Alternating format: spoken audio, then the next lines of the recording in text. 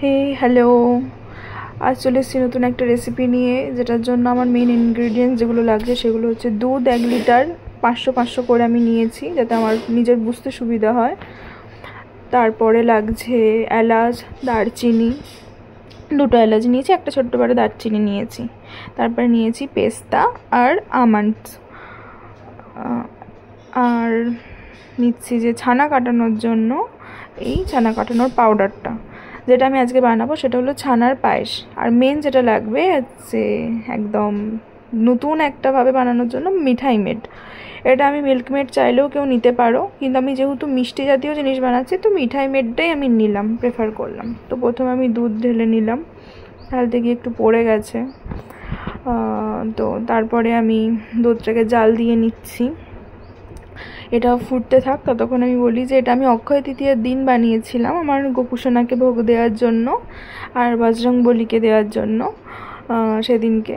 তো সেই দিনের জন্য এটা আমার বানানো হয়েছিল। তো ঠাকুরের জিনিস কাঠের উনুনে বসে করেছিলাম।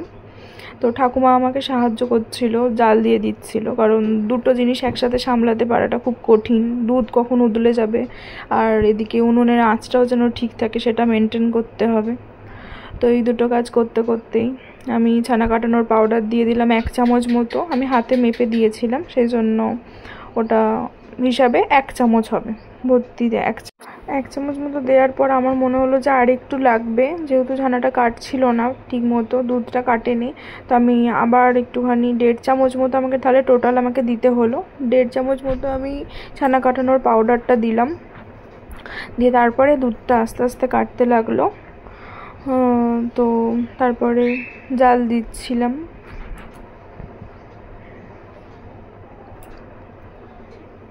এবার দুধটা আস্তে আস্তে ছানাটা কেটে গেলে ঢেলে নেওয়ার পালা।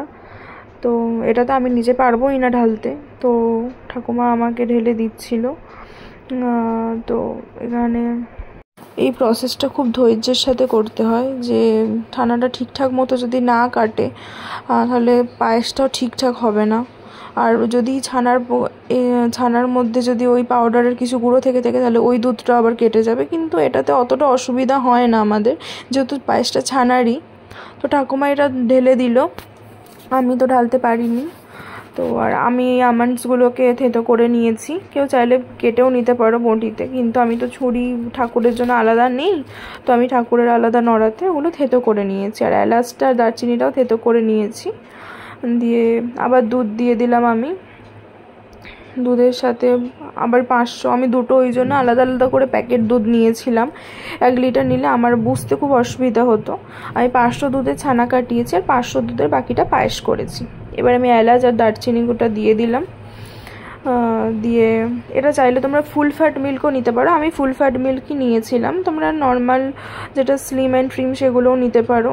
আমি আমুলের ওই আমার গোল্ড তাজাটা পাইনি আমি, তাই জন্য আমাকে বাধ্য হয়ে কপিলারটা নিতে হয়েছে। তাতে আমি এতে কিছু ড্রাই ফ্রুটস অ্যাড করে দিলাম, মানে যেগুলো পেস্তার আর কাঠবাদাম নিয়েছিলাম সেটা আমি অ্যাড করে দিলাম, যাতে এটাতে ফ্লেভারটা আসে, দুধের মধ্যে সেই ফ্লেভারটা আসে। আমি গার্নিশ করার সময় যদি দিতাম শুধু, তো ওগুলো মুখে লাগতো, ভালো লাগতো না, কিছুর ফ্লেভারটাও আসা দরকার। তো এটা আস্তে আস্তে ফুটতে থাকলে ফ্লেভারটা দুধের সাথে মিশে যাবে আর আমন্ডগুলো অনেকটা নরম হয়ে যায়। তো এরপরে দুধটা জাল দিতে থাক। তারপরে আমাকে যেটা অ্যাড করতে হবে, দুধটা অনেকক্ষণ ফুটে গেছে, এরপর আমি অ্যাড করে দেবো এই মিঠাই মেডটা। খোলার প্রসেসটা তো সবাই জানো, তো আমি আর একবার দেখিয়ে দিলাম।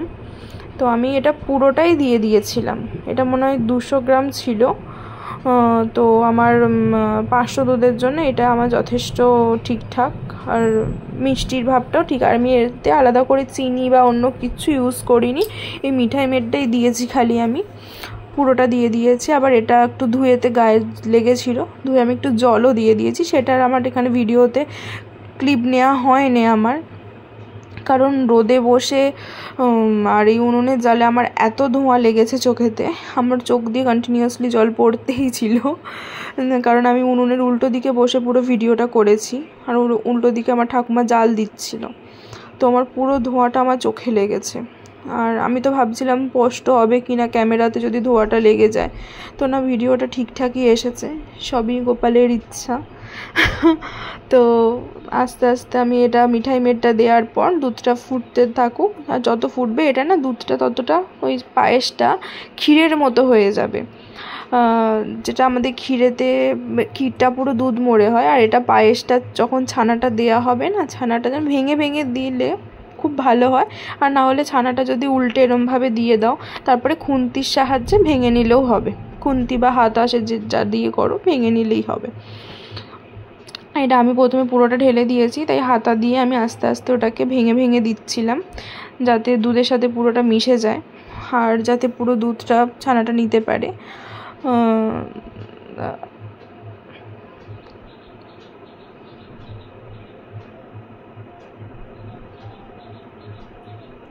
ঠাকুরের ভোগ যেভাবেই করা হোক না কেন এমনিতেই তার স্বাদ বেড়ে যায়। এটা যদি বাড়িতে হতো অন্যরকম হতো, যেহেতু ভোগ দেওয়া হয় না, তো স্বাদ এমনিতেই অনেক দ্বিগুণ বেড়ে যায় যে কোনো ঠাকুরের প্রসাদ। তো এতে চাইলে আপনারা একটু নুনও দিতে পারেন, কিন্তু আমি নুনের ফ্লেভারটা ঠিক একটা পছন্দ করি না।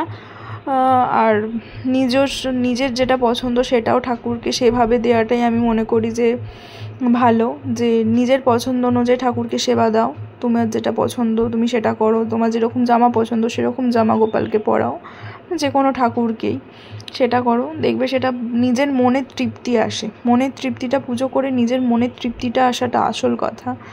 তো অনেক বেশি কথা বলে ফেলছি। তো পায়েসটা এরকমভাবে ফুটতে থাকুক, যতটা ভালো ফুটবে, দুধটা বেশি মারার দরকার নেই, কারণ ঠান্ডা হলে এমনি অনেকটা বসে যায়। এটা একটু পাতলা পাতলা রাখাই দরকার। আমি দেখিয়ে দেবো আমি কীরকম কনসিস্টেন্সিতে এটা নামিয়েছি, থিকনেসটা কতটা ছিল সেই অবস্থায় আমি নামিয়েছি, সেটা আমি দেখিয়ে দেব। এখানে দুধটা ফুটছে ভালো করে, ফোটার পর আমি তোমরা চাইলে এখানে একটুখানি ঘি অল্প দিতে পারো, খুব সামান্য, তাহলে একটা ঘিয়ে যারা স্মেলটা পছন্দ করো তারা দিতে পারো।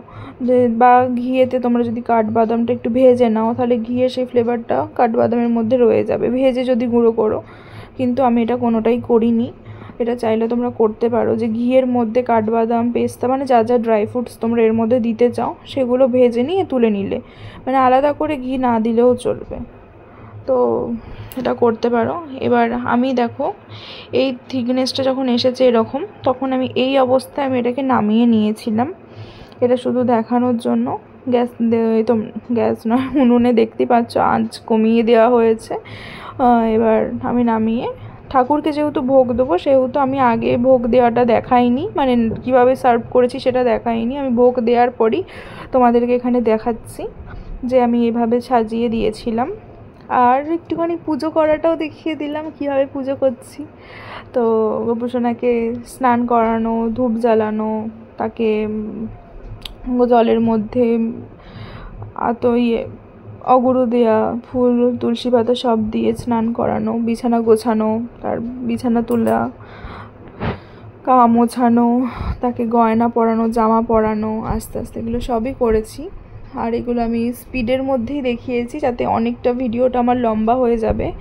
আমার এগুলো করতে 5-10 মিনিট সময় লাগে, ভিডিওর মধ্যে অতটা তো দেয়া যাবে না। তো আজকে এই পর্যন্তই। যদি আমার এই ভিডিও ভালো লেগে থাকে তাহলে please like, comment, share, subscribe করে দেবেন।